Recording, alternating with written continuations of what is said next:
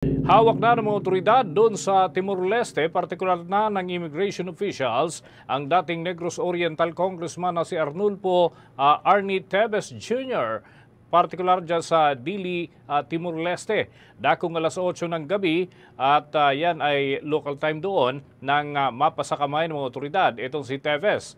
Ayon nga sa kanyang anak na si Axel Teves, ang kanyang ama ay pangunahing inaakusahan doon sa mga krimen na nangyari sa Negros Oriental at yun ay tungkol sa pagkasawi ni dating Governor Roel Digamo at 8 pang iba noong Marso ng taong 2023. At matatandaan na pinatalsik siya mula sa House of Representatives noong Agosto ng parehong taon at kalaunan ay idiniklarang terorista ng Anti-Terrorism Council.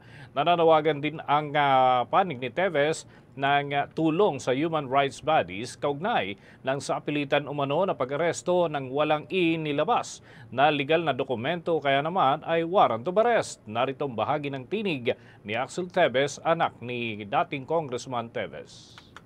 He is asking me to inform everybody about the situation, and he is calling out, we, the family, including my father, is calling out to UN human rights, and I personally am calling to every department all over the world. Please help us.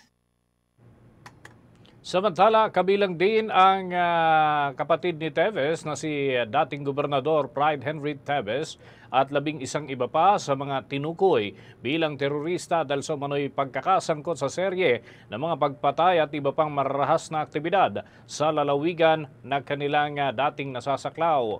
Sa isang pahayag nitong Martes, sinabi nga ni East Timor President Jose Ramos Horta na hindi nais ng kanyang pamahalaan na manatili si Teves sa kanilang bansa.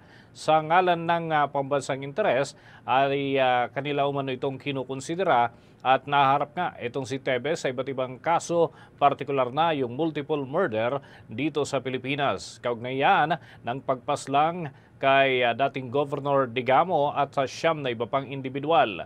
Naglabas naman ng pahayag ang Department of Justice hinggil sa naturang mga development at sinasabi nga na may mga hakbang nang gagawin ang tanggapan ng Department of Justice sa lalong madaling panahon, bagay na inaalmahan naman ng abogado ni Teves na si Attorney Ferdinand Topacio dahil umano sa hindi pasok doon sa mga pamantayan ng umiiral na batas ang mga ginagawang hakbang.